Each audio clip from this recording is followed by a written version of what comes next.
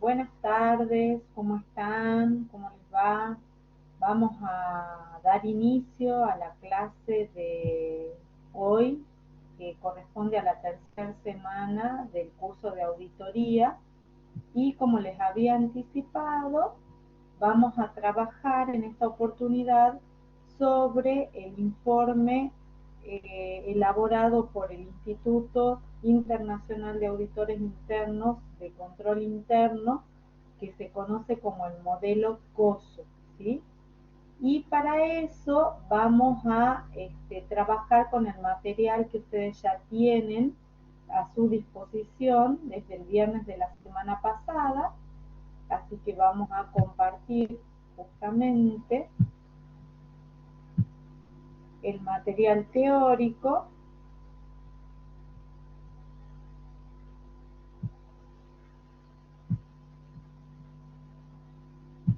que tienen que estar viendo en pantalla, ¿sí?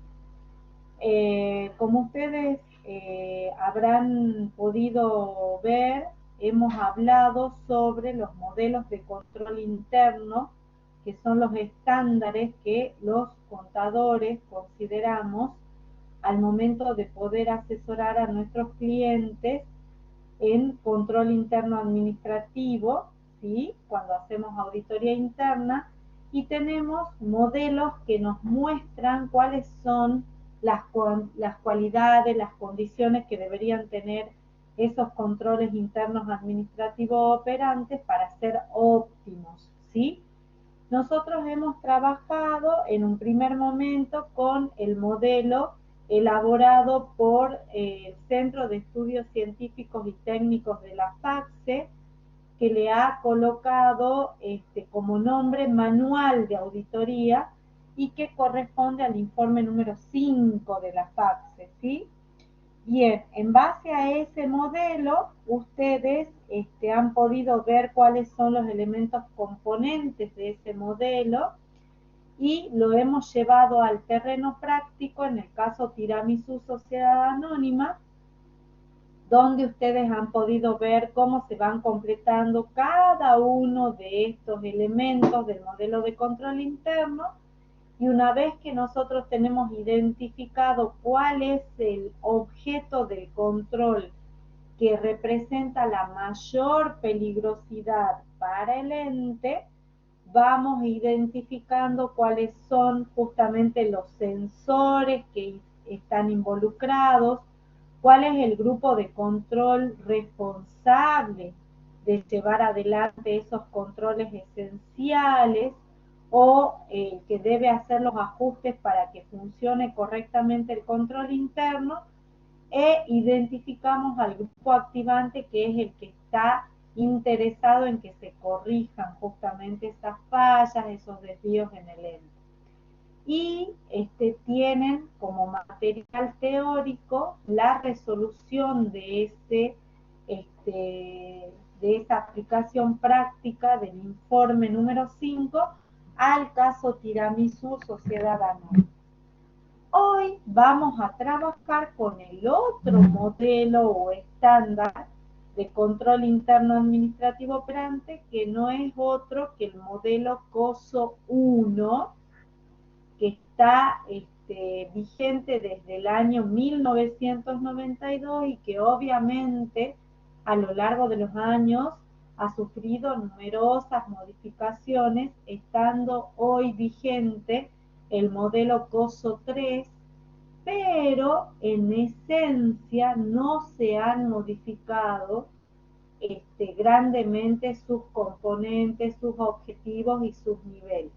Por eso nosotros vamos a estudiar el modelo COSO 1, pero sabiendo que hay nuevas versiones que se han ido produciendo con el paso del tiempo y que hoy está vigente la versión 3 del modelo COSO. Pero nosotros, antes de abordar las nuevas versiones, tenemos que comprender primero cuál es el funcionamiento y cuál es el planteo o la metodología que nos brinda este modelo. El modelo COSO 1 se grafica a través de un cubo de 3 funciones, en donde en el eje de las ordenadas tenemos a los 5 componentes del control interno administrativo operante. En el eje de las abscisas tenemos justamente los objetivos del modelo COSO 1 y en el eje de 3D venimos a identificar los distintos niveles que componen la estructura organizativa del ente. Vamos a ver en profundidad desde el inicio en qué consiste este modelo. Cuando hablamos de modelo COSO, COSO está representando las siglas de una terminología anglosajona porque, como siempre venimos marcando, toda la doctrina, toda la normativa en materia de auditoría interna viene a partir del Instituto de Auditores Internos Internacional, ¿sí? Entonces todo el vocabulario técnico, la terminología está en inglés. Y cuando hablamos de modelo COSO nos estamos refiriendo justamente a esta terminología. C de commit, O de off, S sponsoring o organization of the Treatway. Traducido al castellano significa organizaciones patrocinadoras de la Comisión Treatway. Y eso es justamente la Comisión Treatway del año 1992. Fue una comisión o un comité de estudio de cómo se podían potenciar las organizaciones en su funcionamiento óptimo a partir de su control interno administrativo operante. Y siempre teniendo como marco regulador la teoría de los sistemas, ¿sí? Es decir, que el ente es un todo, un sistema que está compuesto a su vez por muchos subsistemas que deben formarse y alinearse operativamente de una manera armónica para que el sistema funcione de manera satisfactoria. Como para que ustedes comprendan a qué se refiere la teoría de los sistemas, podrían pensar en un sistema que ustedes conocen a la perfección internamente, cada uno de ustedes, y que no es otra cosa que su propio cuerpo humano, su propio organismo, ¿sí? Al cual ustedes conocen desde su propio interior y lo sienten y lo perciben de una manera plena, ¿sí? Cuando ustedes enferman y van a consultar a un especialista, ese especialista al cual van a consultar sería asimilable al auditor interno, ¿sí? Entonces ustedes van al especialista y le describen el problema de salud por el cual lo están yendo a visitar. Y el especialista, en base a sus conocimientos técnicos, en base a todos los modelos de estudios de anatomía, de biología, de bioquímica y todo lo que hace al estudio de la medicina en sí, va a identificar cuáles son los efectos o la peligrosidad de ese problema que ustedes les están describiendo y va a hacerle las sugerencias, las propuestas para superar ese problema de salud que los está afectando en este momento. Lo mismo ocurre con las empresas. Nosotros, como auditores internos, especialistas en control externo, profesional, independiente, escéptico y de base selectiva, cuando viene el cliente y nos plantea su problema, aplicamos todo nuestro conocimiento, nuestra experiencia y todos los estándares internacionales sobre las condiciones y cualidades de un buen control interno administrativo operante para hacerle las propuestas superadoras de ese problema que nos está manifestando. Entonces, fíjense que nosotros tenemos muchas similitudes con la medicina y las empresas tienen muchas similitudes con los cuerpos o los organismos humanos en la medida que hacemos el enfoque, igual que los médicos, de la teoría de los sistemas, ¿sí? Entonces sabemos que si un subsistema está con problemas, va a afectar al resto de los subsistemas que componen ese sistema y que si nosotros no logramos sanar ese subsistema que está con problemas, todo el sistema puede colapsar. Entonces es importante comprenderlo desde nuestra propia biología y llevarlo al plano de la economía, de las organizaciones, de los negocios, ¿sí? Bien, conociendo que COSO significa Commit of Sponsoring Organization of the Three-Way, nosotros vamos a saber que el modelo COSO, que es de origen norteamericano, es un marco de referencia para el adecuado, y estas siglas que están acá no significan otra cosa que control interno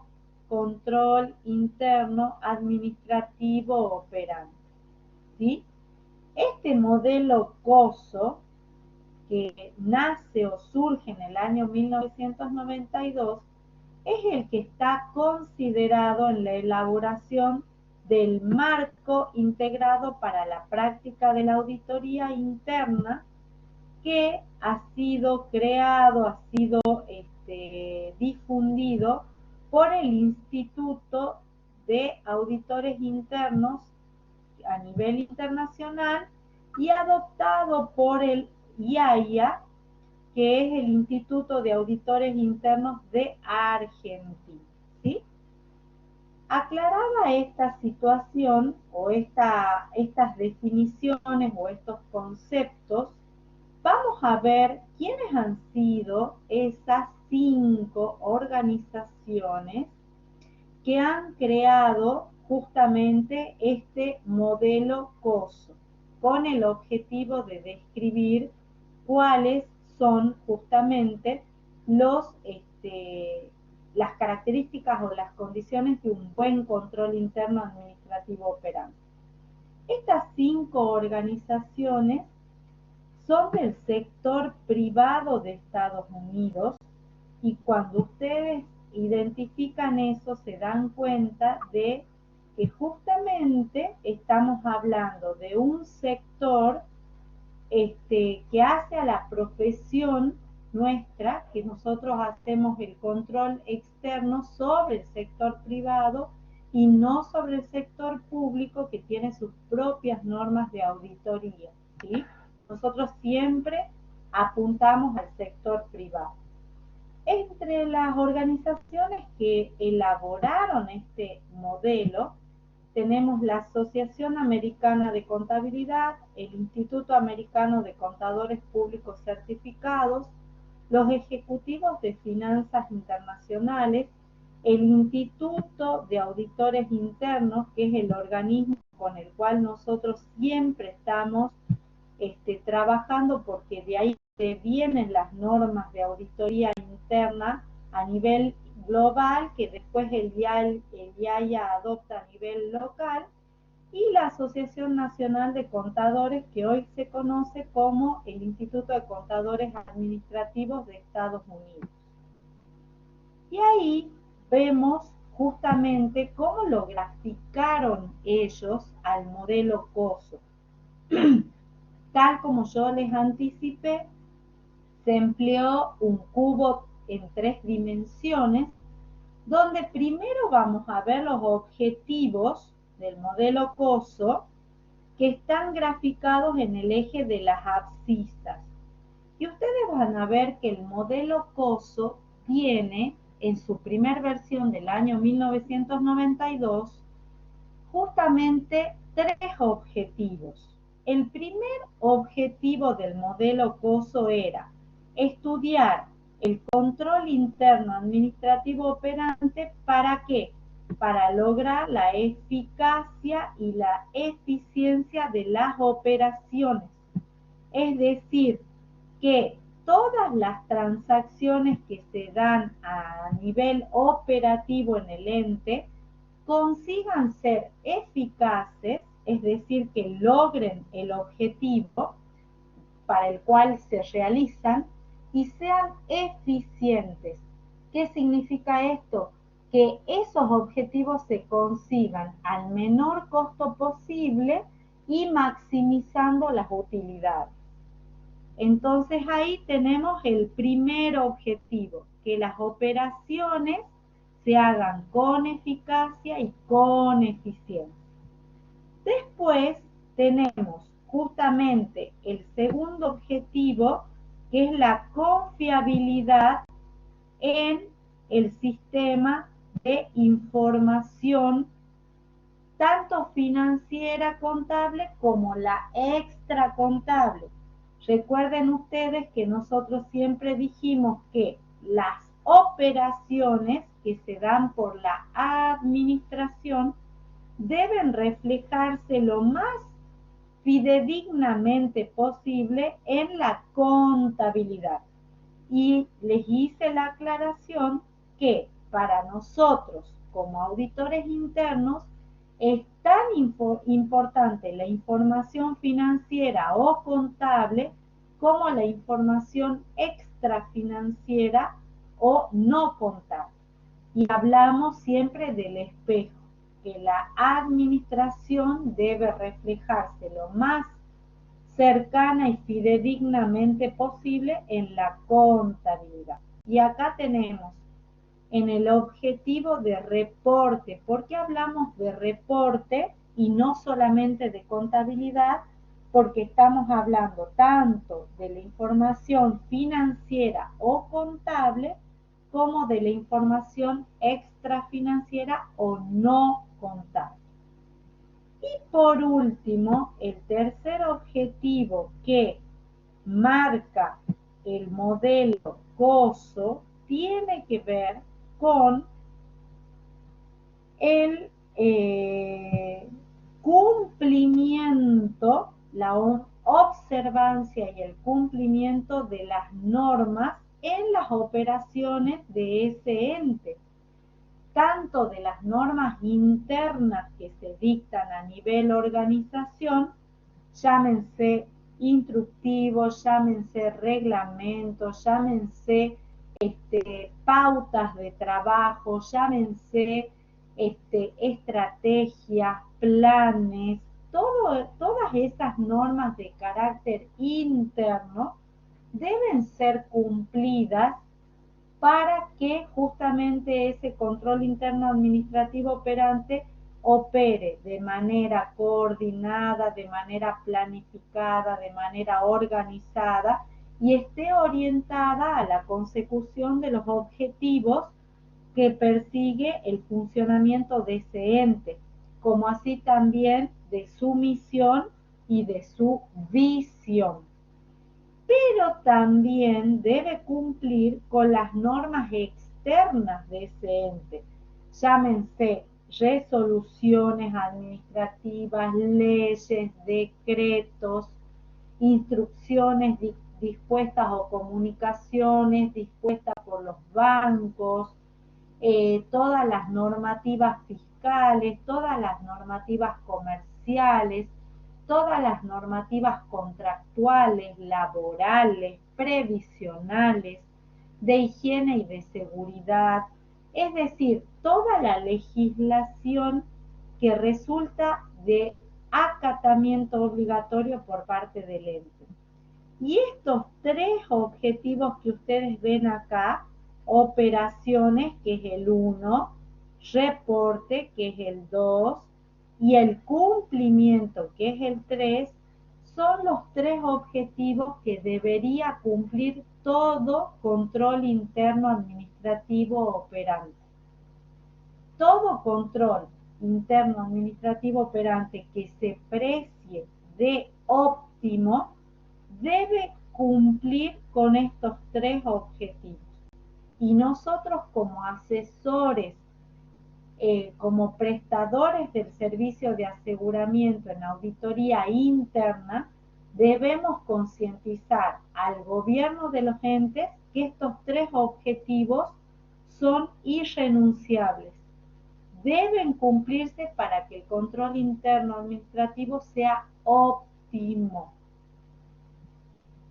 Una vez que comprendimos y analizamos los objetivos del modelo COSO, que están referidos al subsistema de control interno administrativo operante, vamos a ver los niveles de ese control interno administrativo operante en el ente. Y eso lo tenemos graficado en el eje tridimensional que ustedes tienen acá. Y fíjense que dice unidad A, unidad B, unidad C, actividad A, actividad B, actividad C.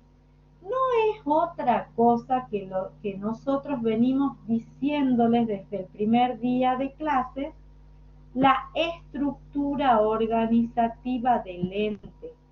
Es decir, ¿cuáles son los niveles organizativos de jerarquía y de asalariados en los cuales se organiza ese ente?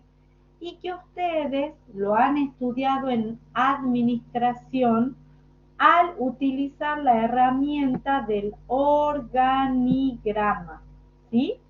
Por eso nosotros desde el primer día de clase le venimos hablando de la importancia de la ciencia administrativa a la hora de la práctica de la auditoría interna. ¿Por qué? Porque en el modelo COSO se aplican numerosas herramientas administrativas y de hecho en este eje tridimensional ustedes tienen que evaluar cuál es la estructura organizativa de su cliente, cuántos niveles jerárquicos tiene, desde el gobierno o alta dirección en forma descendente hasta llegar a los asalariados, y así ustedes van a poder identificar cuáles son las áreas o subsistemas que componen a ese ente. Van a poder identificar dentro de cada una de esas áreas quién es el responsable del control en esa área de trabajo, cuáles son las líneas de mando o de autoridad con las cuales se organiza esa estructura, esa área, ese subsistema dentro del ente, y quiénes son la dotación de asalariados o de subalternos que llevan adelante el trabajo. Todo eso que ustedes van identificando dentro de su cliente como parte de la estructura organizativa se puede representar gráficamente en el organigrama. Si la empresa no lo tiene confeccionado a ese gráfico representativo de su estructura organizativa, ustedes como auditores internos la van a graficar como un documento de su trabajo, de su labor profesional, ¿sí? Por eso es importante conocer cómo se elabora un organigrama. Entonces, fíjense que del cubo tridimensional hemos analizado los objetivos del modelo y la importancia de identificar los niveles del control interno administrativo operante en ese ente que es su cliente, ¿sí? Y como ustedes pueden apreciar, estos objetivos están íntimamente vinculados con los niveles gerenciales y con los componentes. ¿Por qué? Porque en cada uno de los subsistemas que componen al ente concebido como sistema, se tienen que cumplir estos objetivos. El objetivo de la eficacia y de la eficiencia de las operaciones que se hacen en esa área, la confiabilidad de la información financiera que se va construyendo por la participación y actividad de esa área y el cumplimiento de las normas tanto internas como externas que se deben observar en cada una de las áreas que componen el ente. Vamos a ver un ejemplo. En el ejemplo de Tiramisú Sociedad Anónima, fíjense ustedes que por el problema que existe en el área de almacén, la recepción de las mercaderías en almacén no es eficaz. ¿Por qué? Porque no se controla la consistencia física de la mercadería que envían los proveedores alfa y beta con la consistencia de los sensores, que es justamente el remito del proveedor, la factura del proveedor y la orden de compras que el área de compras le emitió a ese proveedor. Obviamente, como no se controla que se haga una recepción eficaz de la mercadería, tampoco hay eficiencia. ¿Por qué? Porque a pesar de que la calidad de la mercadería recibida ha caído, los costos de reposición de esa empresa Tiramisú S.A. crecieron un 35%. Es decir, que por el mal funcionamiento del área almacén no se cumple ni con la eficacia ni con la eficiencia de la recepción de las mercaderías. Como consecuencia de esto, a la situación esta de la recepción, acuérdense que además de no controlar la recepción, el jefe de almacén se quedaba con los remitos del proveedor y no se los enviaba al área administrativo contable. Entonces, el área administrativo contable, ¿qué hacía? Registraba contablemente las compras, teniendo a la vista solamente la factura del proveedor, sin hacer la comparación al cotejo con el remito del proveedor conformado por el área de almacén. Entonces, ¿qué pasaba? Se había quebrado el espejo entre la administración y la contabilidad al punto tal que crecieron los costos de reposición de la empresa y la calidad de los productos había caído. Entonces no era confiable la información contable porque la contabilización de las compras se hacía solo con la factura sin tener a la vista el remito que nos dé la seguridad razonable de que se había recibido la mercadería en las condiciones de calidad, de cantidad que se le había pedido a ese proveedor. Se quiebra el espejo entre la administración y la contabilidad. Y por último, tampoco se cumplen con las normas internas de la empresa porque el jefe de almacén decidió por su propia voluntad dejar de controlar la recepción de las mercaderías que enviaban los proveedores mayoritarios alfa y beta. Y además, el área administrativo contable estaba reconociendo una compra, un pasivo comercial y un IVA crédito fiscal basado en la factura sin haber cotejado con la efectiva recepción de la mercadería en las condiciones cualitativas y cuantitativas que se le había pedido al proveedor. Por lo tanto, no se cumplían ni las normas internas ni las normas externas. Y acá ustedes en esta parte del modelo COSO pueden hacer la aplicación directa del problema que hemos estudiado en Tiramisú Sociedad Anónima. Ahora vamos a analizar el último segmento del cubo 3D, que es el del eje de las ordenadas correspondiente a los componentes del modelo COSO, y que los tenemos que analizar desde la base hacia arriba. ¿Por qué? Porque obviamente sobre la base descansa absolutamente todo el modelo COSO. Y hacia arriba vamos construyendo este control interno administrativo operante. Vamos a verlo a cada uno de ellos en la siguiente placa. Fíjense ustedes, el componente que soporta todo el control interno administrativo operante se llama ambiente de control. El ambiente del control podría denominarse como el aire con mayor o menor pureza que se respira en esa organización. ¿Cuáles son los elementos o cuáles son las características que definen el ambiente del control?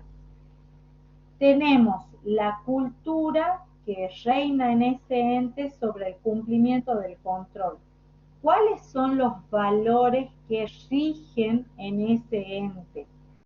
Si son valores positivos o si son valores no positivos o disvalores, como yo les había explicado. Por ejemplo, si ustedes tienen un cliente que vende el 80% de sus productos de manera marginal, el valor que tiene ese cliente es justamente la omisión de ingresos. No quiere declarar ingresos, no quiere formalizar ingresos, los quiere ocultar. Entonces, para ese cliente suyo, ese es su valor. Para ustedes profesionales que son independientes, escépticos, profesionales y que aplican la base selectiva y que se rigen por el código de ética, ese no es un valor, es un disvalor. ¿Se entiende? Después tienen que ver cuál es el ejemplo que se proyecta desde el gobierno del ente hacia abajo hasta llegar a los niveles de asalariados. Por ejemplo, si en la empresa hay una norma que dice, por razones de seguridad, no se puede fumar en las instalaciones de la empresa, y esa norma se les impone a todos los empleados de la empresa, y hay sanciones para quienes fumen dentro de la empresa, piensen ustedes si el dueño de la empresa entra con el cigarrillo y fuma durante toda su permanencia en las instalaciones de la empresa. Ustedes internamente van a decir, a mí me prohíben fumar, nos prohíben fumar a todos los que trabajamos en esta empresa, y el dueño fuma. Y fuma en nuestra cara y sin ningún tipo de prejuicio. Es decir, él ordenó que no se podía fumar en la empresa y él es el primero en violar la norma fumando delante de toda la gente a la cual le impone una norma que él mismo viola. Entonces, eso hace al ambiente de control. ¿Cuál es el ejemplo o la imagen que proyectan las personas que disponen las normas, las pautas, las instrucciones que se deben cumplir en esa empresa? Otro elemento que caracteriza el ambiente de control es si se respeta el desempeño de las personas en la empresa, y si hay una promoción o una carrera basada en el mérito que cada persona hace en función de su mejor o peor desempeño en la empresa. Entonces, si a un empleado que cumple con el horario, que cumple con las tareas que le son asignadas en tiempo y en forma, que es respetuoso con sus compañeros y con sus superiores, que siempre tiene buena disposición para realizar las tareas que se le encomiendan, que colabora con sus compañeros para que haya espíritu de grupo.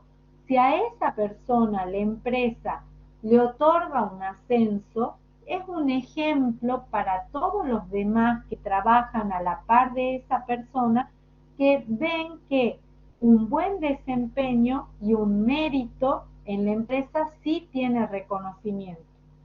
Por el contrario, si uno ve que el empleado que es vago, que es reaccionario, que siempre está tratando de no trabajar o de sacar provecho de condiciones que se le brinda en la empresa para su propio beneficio, pero en perjuicio de los compañeros y del lugar de trabajo, se le da un ascenso, ahí el mensaje es: mientras más vago y mientras más ocioso y mientras más indisciplinado vos seas, mejor te va a ir en esta empresa. Entonces hay que tener mucho cuidado con esos mensajes y con justamente los premios y los castigos que se le brinda a los empleados, porque justamente eso va marcando el ambiente de control que va a regir en ese ente, ¿sí? Por eso es que el ambiente de control soporta a todo el resto del control interno administrativo operante. Vamos al segundo componente que va en ascenso. Acuérdense que siempre componentes los estamos viendo desde abajo hacia arriba. Y el que sigue después del ambiente de control es la evaluación de los riesgos. La evaluación de los riesgos no es otra cosa que identificar los niveles de peligrosidad. Acuérdense ustedes cuando hablamos del caso Tiramisú Sociedad Anónima, el primero que debería haber advertido la situación de peligrosidad que se estaba dando en el área de almacén es el propio jefe de almacén. Pero como él fue el que decidió no hacer el control de las recepciones de mercadería de los proveedores mayoritarios, el que sigue en el nivel de jerarquía, ¿quién es? El gerente general.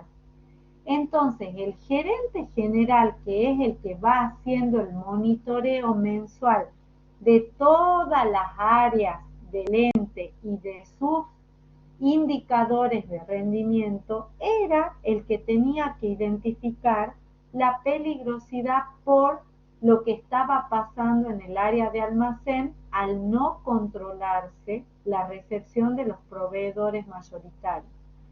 Y era él el que debía identificar que los remitos no se conformaban y que tampoco se enviaban al área administrativo contable. Pero no lo advirtió. Tampoco lo advirtió el jefe del área administrativo contable, que debería haber reclamado tener a la vista los remitos del proveedor para poder hacer las imputaciones contables. Entonces fíjense que falló el área de almacén, pero las áreas relacionadas con él, que eran el área administrativo contable y el gerente general, tampoco advirtieron las fallas y por lo tanto nadie evaluó la peligrosidad de las fallas hasta que fueron los clientes que no forman parte del ente los que empezaron a quejarse por la pésima calidad de la mercadería. Y ahí ustedes se dan cuenta cómo ese control interno administrativo operante no era ni eficaz, mucho menos eficiente, y no había una adecuada evaluación de los riesgos por el mal funcionamiento del área de almacén. ¿Ok? Continuamos con el tercer elemento o componente del modelo COS, que son las actividades de control. Y que acá nos dicen que en cada área componente del ente tienen que observarse las buenas prácticas de administración. ¿Qué significa eso?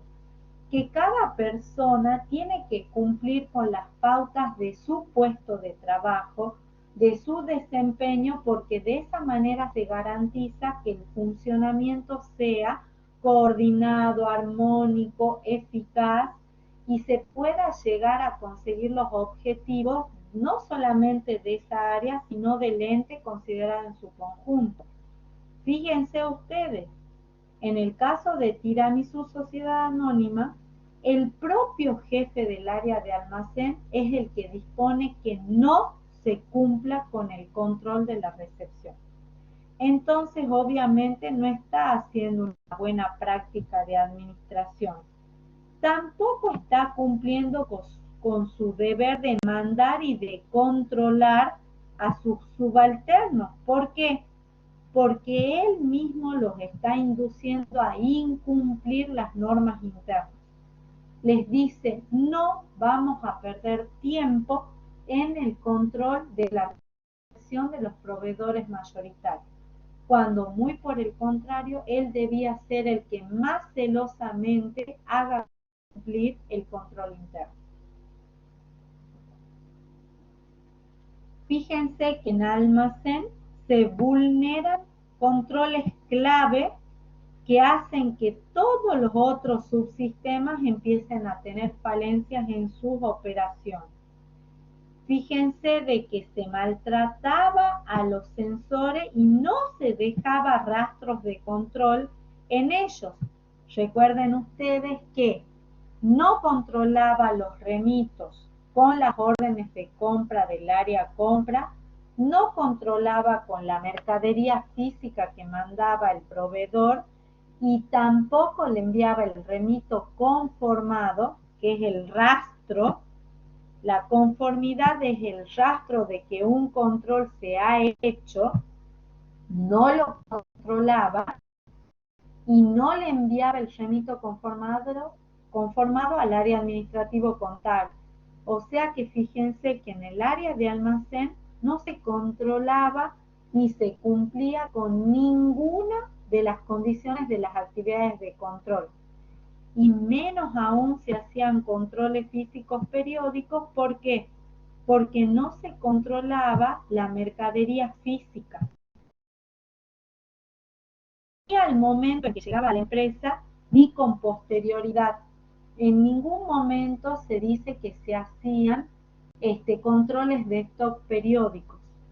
Por lo tanto, la actividad de control fallaba de manera contundente en el caso que hemos estudiado en Tiramisú Sociedad Anónima.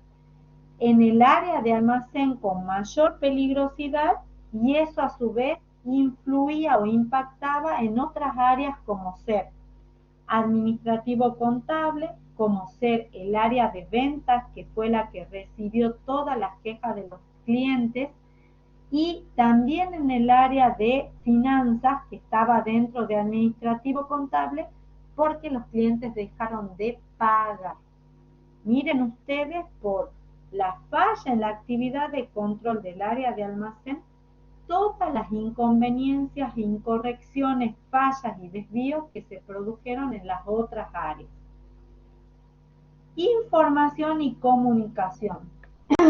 La información y la comunicación tiene que ser clara y precisa para cada uno de los integrantes del ente según el rol que cumplan, ya sea el gerente general, ya sean los gerentes operativos, ya sean los jefes de sectores menores a las áreas generales o gerencias generales y a los asalariados.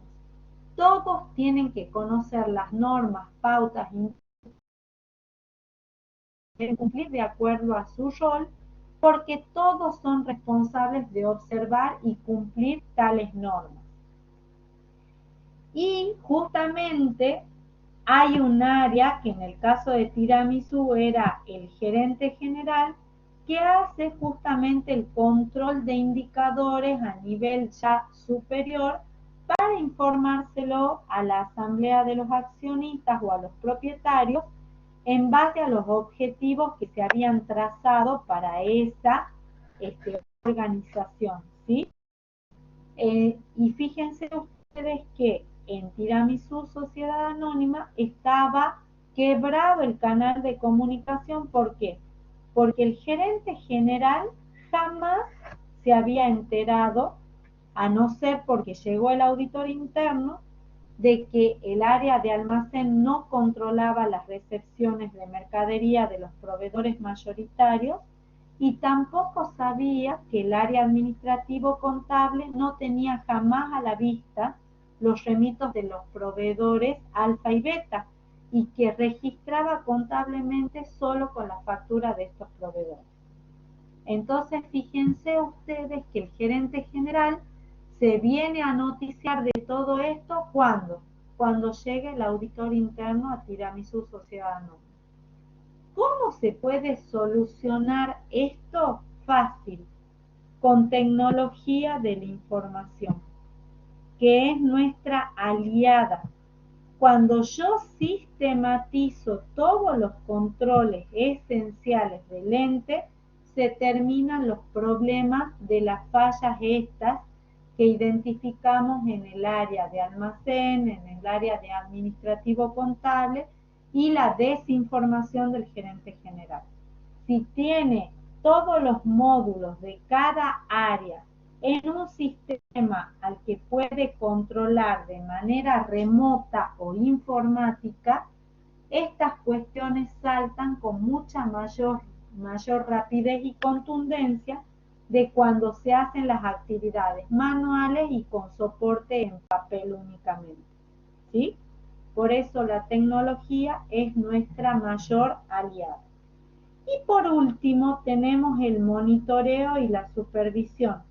Cuando todos los otros componentes están aceitados, hay coordinación, hay comunicación fluida, hay confiabilidad en la información, hay organización en cada una de las áreas que componen ese ente y se cumplen con todas las actividades de control y se evalúan correctamente los riesgos o la peligrosidad de las fallas que se detectan en cada una de las áreas, se puede hacer un adecuado monitoreo y supervisión de las acciones que hace cada uno de los entes, de cada uno de los